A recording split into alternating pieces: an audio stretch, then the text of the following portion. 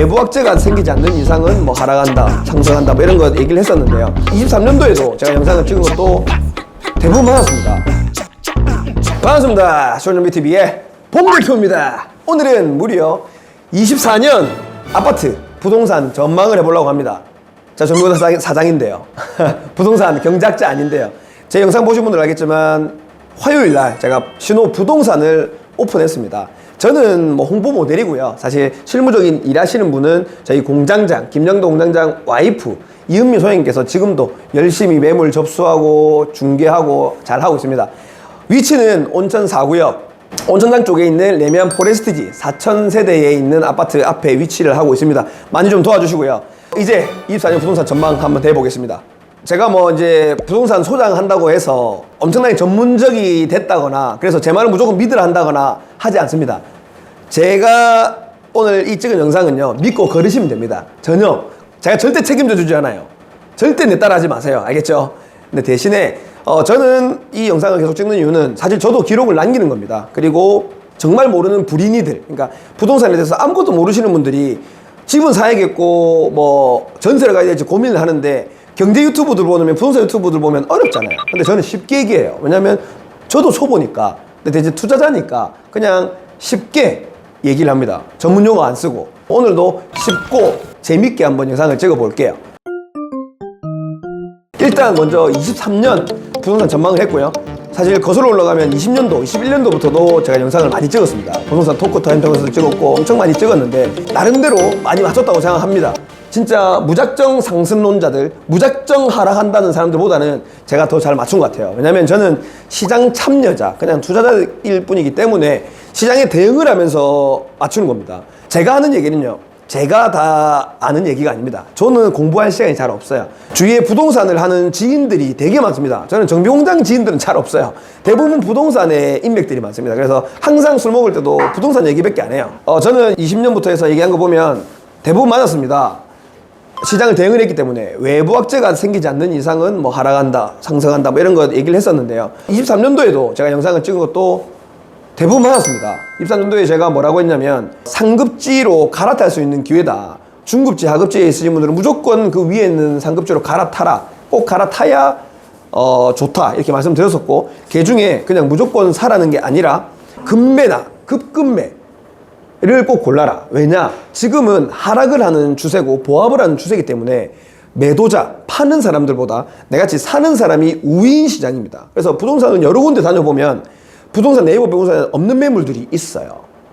급매, 급급매. 근데 그거는 열심히 다니는 사람들한테 필요하죠. 그래서 열심히 다녀가지고 상급지, 자기가 갖고 있는 것보다 좋은 곳에 집을 사 넣어라고 했었는데 저는 말 그대로 제가 말한 대로 지켰습니다. 저는 작년 말에 부산에서 나른 상급지에 있는 아파트를 급매로, 급급매로 잡아서 저는 샀고요. 지금도 제가 산 매물보다 싼 매물들은 잘 없습니다. 같은 층수나 같은 동 비슷한 거 해서는 저는 싸게 잘 샀어요.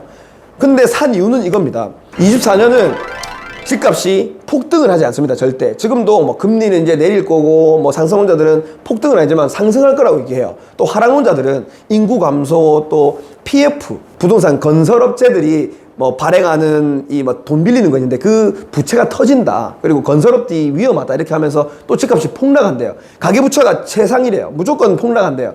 그런 사람들은 또 폭락을 한다고 얘기하죠. 근데 제 생각은 아닙니다. 지금 올해는 절대 큰 상승 없습니다. 그리고 큰 하락 절대 없습니다. 지금 부동산이 많이 하락했죠. 22년도부터 하락을 많이 했었습니다. 이 하락을 해서 23년도까지도 하락을 했고 23년부터는 좀 반등도 했었죠. 반등을 했는데 그 반등을 하다고 지금 좀 멈춰있는 시기입니다. 지역적으로 디커플링 현상, 어떤 지역은 오르고 어떤 지역은 떨어지고 상급지는 또 많이 올랐는데 중급지나 하급지, 좀 싼 아파트들은 전혀 안 오르고 폭락한 가격에서 그대로 있는 이런 것도 이렇게 디커플링 현상이 많이 생겼어요.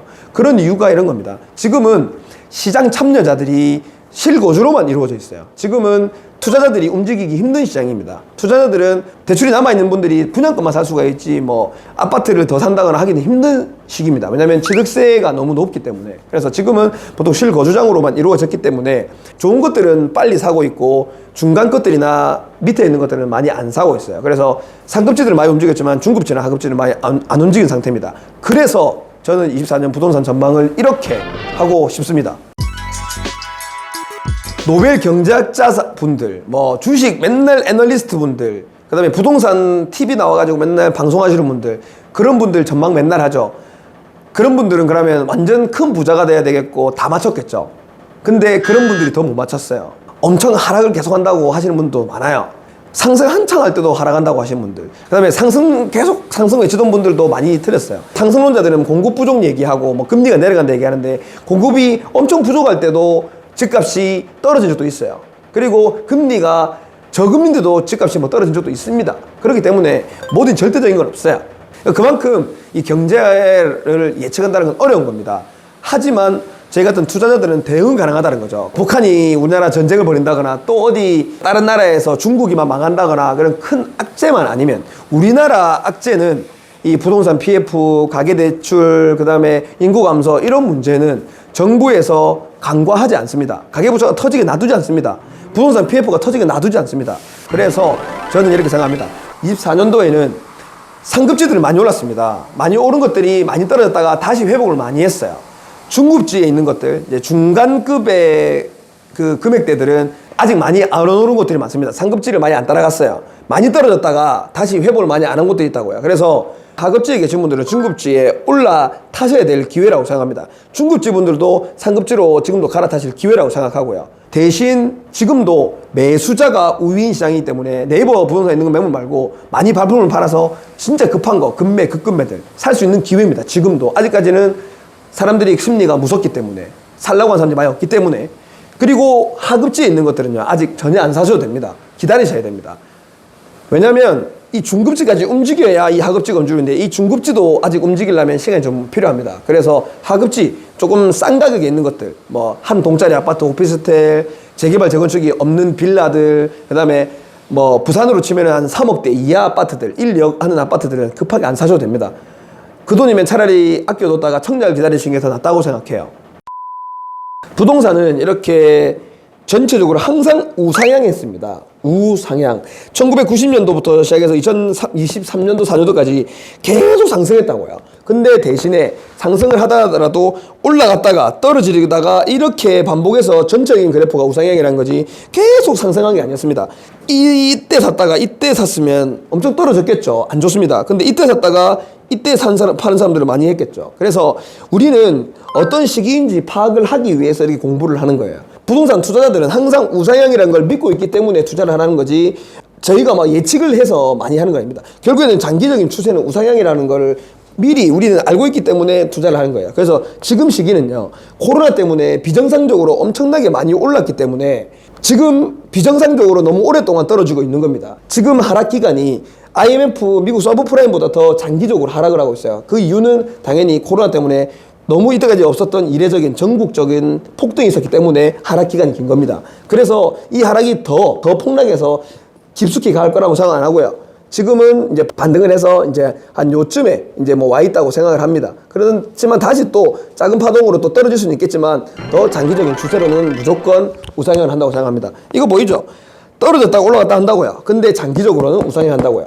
안 떨어진다는 게 아닙니다. 떨어질 수 있어요. 하지만 장기적으로 우상향 하니까 지금은 저는 이제 뭐 폭락이나 이런 건 없다고 생각합니다. 지금도 갈아타기 할 수 있으신 분들, 중급지에 있으신 분들은 무조건 급매, 급급매 꼭 잡아보시고 상급지를 갈아타려고 노력해보시고, 하급지에 계신 분들은 지금도 좀 관망을 하시고 중급지로 갈아탈 생각을 하시는 게 좋다고 생각합니다.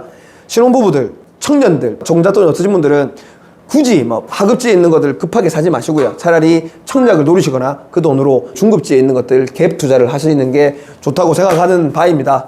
전망이 됐나요? 한번 봅시다. 24년에 폭등을 하는지 폭락을 하는지, 아니면 그냥 뭐 보합선으로 가면서 갈지. 근데 상승은 뭐 25년, 26년, 27년 이상 가야 상승장이 오지, 24년은 저는 뭐 크게 상승장은 아닐 거라고 생각합니다. 그냥 횡보장이라고 생각을 합니다. 그리고 국지적으로 지역별로 다르게 움직일 거니까 그 지역별로 기민하게 한번 상황을 보시면 좋을 것 같다고 생각합니다.